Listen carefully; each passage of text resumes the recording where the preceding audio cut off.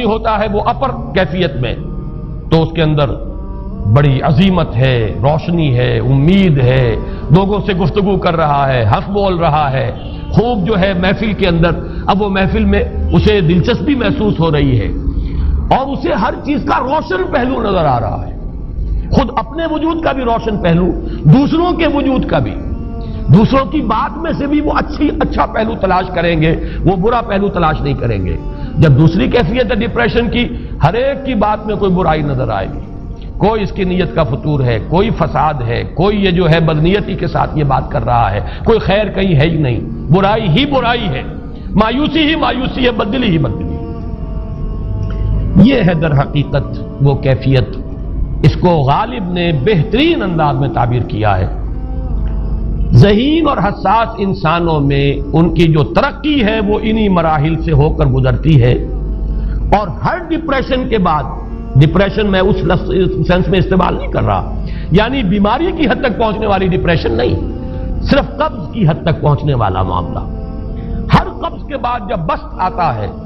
تو آگے ترقی ہوتی ہے، جس کو آپ کہتے ہیں بائی لیپس اینڈ باؤنڈس، آدمی جو ہے چھلانگ لگاتا ہے، گویا کہ ایک درجہ جو پہلے تھا اس سے آگے درجہ انسان کا جو ہے اس سے بلند تر پوزیشن پر انسان پہنچتا ہے۔ ہر قبض کے بعد جو نیا بست آتا ہے وہ ایک نئی کیفیت، نئی شان، نئی بلندی، نئی رفعت لے کر آتا ہے۔ اس کو غالب نے تعبیر کیا ہے بہت خوبصورت انداز ہے۔ رکتی ہے میری طبع تو ہوتی ہے رواں اور، یعنی شاعر بھی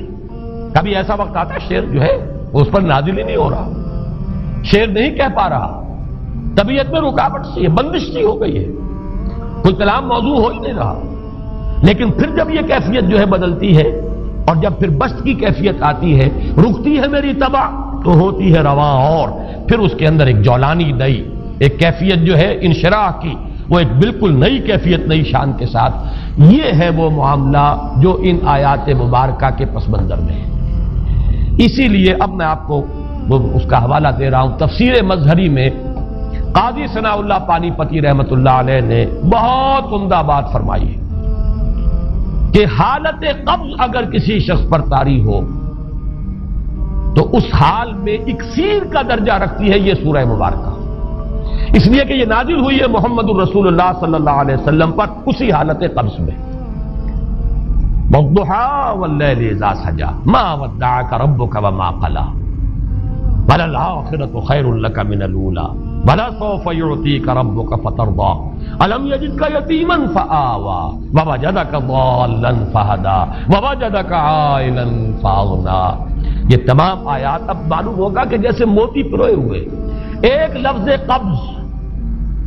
اب اس میں جو بھی واقعاتی اور جو میں نے آپ کو روایاتی جو بھی پس منظر بیان کیا وہ بھی فٹ بیٹھ رہا ہے، وہ خودکشی کا معاملہ بھی آ گیا اس میں فٹ بیٹھ رہا ہے کہ بخاری شریف میں روایت موجود ہے کہ حضور فرماتے ہیں کہ میری طبیعت پر اس درجے اضطراب تھا،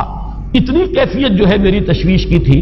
کہ میرے دل میں بار بار خیال آتا تھا کہ پہاڑ پر چڑھ کر اپنے آپ کو نیچے گرا دوں۔ یہ سارے معاملات اب آپ کو محسوس ہوگا جیسے تمام کڑیاں جو ہے وہ جڑ گئی ہیں، جیسے رات کو اب آپ اٹھ نہیں پا رہے، اضمحلال ہے، اعصابی جو ہے اعصاب اس درجے متاثر ہو چکے ہیں۔ صرف یہ ایک احساسات کی کیفیت نہیں ہے، آپ کی قوت فعلی جو ہے، قوت عملی، وہ بھی اس درجے متاثر ہو چکی ہے کہ کئی راتیں گزر گئی اور آپ رات کو نہیں اٹھ سکے، جس پر کہ ام جمیل کو یہ کہنے کا موقع مل گیا کہ معلوم ہوتا محمد تمہارا شیطان تمہیں چھوڑ گیا۔ اب یہ جملہ اپنی جگہ پر اس کی کاٹ ہے یقیناً، اس سے یضیق صدرک بما یقولون، لیکن وہ کیفیت جس کی وجہ سے یہ جملہ آیا ہے اس پر نگاہ دوڑائیے، اس پر نگاہ کو مرکوز کریں گے تو معلوم ہوگا ایک لفظ قبض، یہ قبض کی ایک کیفیت تھی، اس قبضی کی کیفیت کا ایک مظہر یہ ہے کیونکہ یہ بھی تو در حقیقت قلب مبارک جو ہے محمد الرسول اللہ صلی اللہ علیہ وسلم کا، اسی پر تو وحی کا نزول ہوتا تھا، یہ بھی وہی داخلی احساسات و کیفیات کا معاملہ ہے، یہی بھی در حقیقت یہ واردات قلبیہ ہی کا سارا معاملہ ہے، اس کو آپ خارج سے تعبیر نہیں کر سکتے، نہ بھی کوئی ایسے مصائب تھے، نہ ایسی کوئی مشکلات تھیں، نہ ابھی کوئی رد و قضا ایسی شروع ہوئی، نہ ابھی کوئی بحث و نزاع کا معاملہ ایسا ہوا، نہ کوئی ابھی کوئی فزیکل پرسیکیوشن شروع ہوئی، یہ سب داخلی ہی کیفیات ہیں، اور ان داخلی کیفیات کے حوالے سے ان سورہ مبارکہ کو اگر صحیح سمجھا ہے تو صوفیہ نے سمجھا۔ وہ جو اقبال کا شعر ہے کہ کچھ جو سمجھا میرے شکوے کو تو رضواں سمجھا، مجھ کو جنت سے نکالا ہوا انسان سمجھا۔ اور کون سمجھے گا؟ وہ تو سمجھے گا کہ دکھے ہوئے وہ دل کی صدا ہے، وہ کیا ہے جو اقبال کی وہ ایک نظم ہے، پرندے کی فریاد، گانا اسے سمجھ کر خوش ہونا سننے والے۔ یہ تو در حقیقت ایک دکھے ہوئے دل کی صدا، فریاد یہ صدا ہے۔ تو یہ کیفیت جو ہے رضوان سمجھ سکا ہے، جو کہ داروغہ جنت ہے، اس نے سمجھا یہ وہی آدم جو نکالا گیا تھا یہاں سے، یہ اس کی فریاد ہے۔ کچھ جو سمجھا میرے شکوے کو تو رضواں سمجھا، مجھ کو جنت سے نکالا ہوا انسان سمجھا۔ تو واقعہ یہ ہے کہ اس سورہ مبارکہ کا صحیح فہم اگر حاصل ہوا ہے، وہ امام راضی کو حاصل ہو ہی نہیں سکتا۔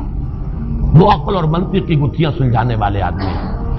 اپنی جگہ ان کی کنٹریبیوشن بہت۔ یہ لغت اور ادب کا کوئی خاص مسئلہ اس میں ہے ہی نہیں کہ زمخشری اس میں کوئی جولانی دکھائیں اپنی،